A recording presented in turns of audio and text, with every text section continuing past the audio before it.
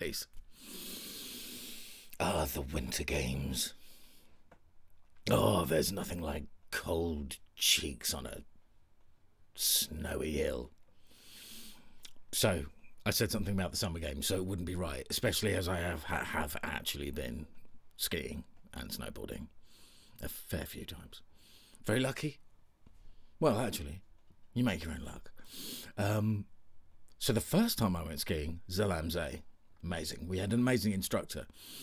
It was actually like I was in the final year of school, and it was a trip. A twice trip. It was a trip, man. And it was a trip away. Amazing. I loved it immediately. I think I'm a bit better on skis than I am on a snowboard.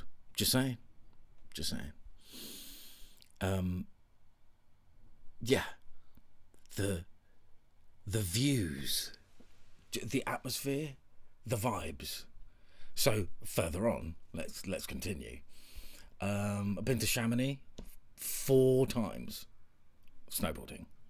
If you're going snowboarding, that is probably one of the main places. I have been to Lillehammer, Val d'Isère, Teen, Zermatt. Yes, I know. So quite a bit. A fair amount. In fact, skiing holidays are my favourite holidays. I love lying on the beach in the sun. It's great. Lying by a pool in the sunshine, fantastic. But for me, my favourite holidays have been the skiing holidays. There's something to do with, you know, being so active and then enjoying the nightlife as well, and then getting up early in the morning because you're being so active. Like, yeah, many times getting on the chairlift with a hangover is a thing. But as soon as you start coming down the hill, or literally as soon as the cold air hits you, you're like, what hangover? And in fact, you don't even really get one, because you're doing the kind of exertive exertions that, you know, really burn through the calories. So I have a little story.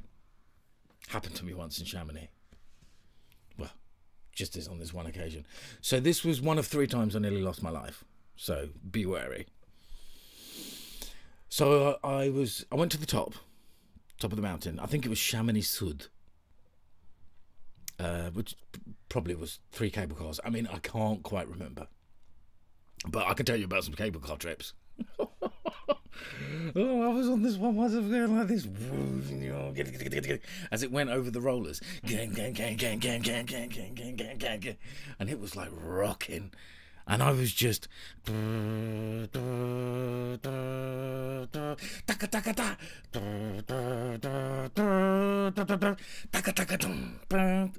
that's the theme tune for Where Eagles Dare.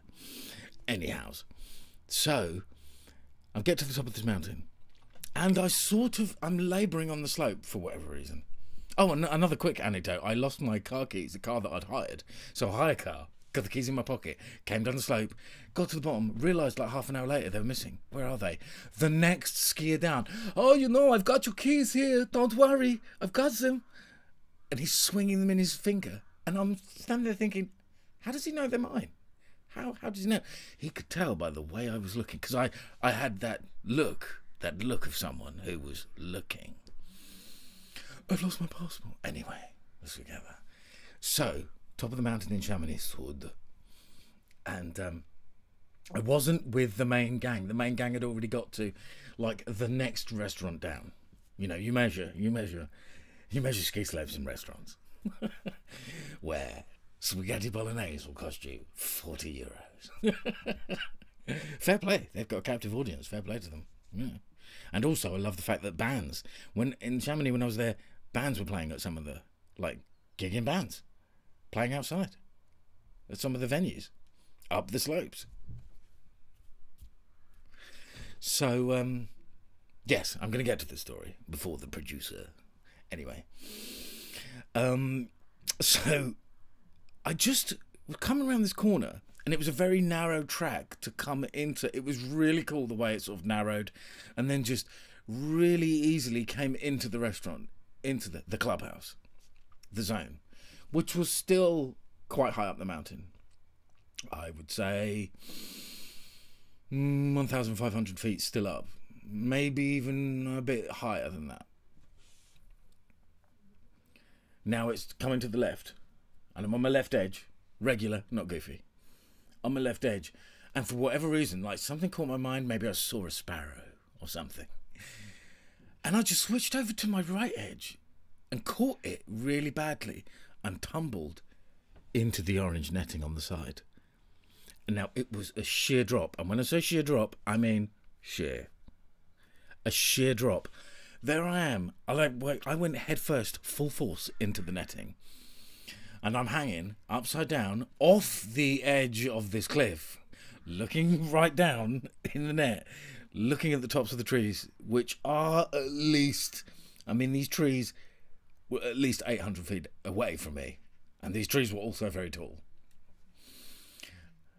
And I'm just there, stationary, not in panic mode. The wires have done their job. I'm looking at one of the poles, the pole that's buckled the most from my enormous gravitas. No, from the weight of me and the board and whatever. And I'm actually like upside down, so I can turn like this, see the ground. A long way away. And I'm just sitting there thinking, well, if this net snaps, I'm dead. So I just unclipped my snowboard, which was like this, with my feet up like this, snowboard like this. I unclipped it, took it out, and then used it, like shoved it into the side of the ice to pull myself up, because there was no way I was just getting over the side. I was like 1.5 meters hanging in a basket. A cradle had formed around me, a cradle of orange netting. Wow, that was a moment, all on my own. I mean, I was with other people, but for whatever reason, I think I was just lagging behind, or maybe I was actually in front of them, and then they didn't see. It was an amazing. It was a trip. It was a trip. Wasn't even going off piste. Wasn't even going anything. But the moral of that story is, wow, that netting did its job. I don't know how far those poles were going into the snow, but it must have been a long, long, long way to carry my viscous turbulence. No, I mean, I was. I'm not going to say I was skinny, because I don't think I've ever been, apart from when I was at drama school, and I weighed about 10.5 stone, which was like at least 2 stone underweight. No, but it caught me good, and I thank the Lord for that day. You saved me. So there you go. There's a snowy story of snowboarding. Let's not talk about the time when I fell over on my A and nearly ripped some ligaments. Let's not even go there. Let's not talk about that. And let's also not talk about the time when there was... Yeah, let's just not talk about that time either. But times. If you ever do visit Chamonix, I hope Poker Loco's still there. Poker Loco burgers. Go and get one. Go and get yourself one. It must be still there, surely, because it's been a few years since I've been. But yeah, very lucky. The Lillehammer one was amazing, because I drove there in the morning and then drove back. I think we were in Oslo, and there was snow everywhere, and I hired a 4x4, and I drove all the way to Lillehammer in the morning, and we had like 3 hours to like ski, snowboard, and then drove back. But also, actually, it does lead me on to another story. So, not the same 4x4 car, different. Actually, I think this one was a Saab estate. It was whatever they had. So I'm out of the evening, driving around, wanting to look at the... it was one of the bobsleigh runs. And it was a ski slope. Not far. It's like, wow. We drove to Lillehammer and there was a ski slope just around the corner from the hotel. Drove into the car park, got stuck in the snow, and there I am, running out onto the piste, like waving my hands in front of a snow basher. Excuse me, can you help me? Can you help me? Yes, in my best Norwegian. Can you help me? Can you help me? I'm stuck in the snow. And the reason I did that is because a guy in a Jeep Cherokee saw that I was stuck. Really friendly. Norwegians very friendly and helpful.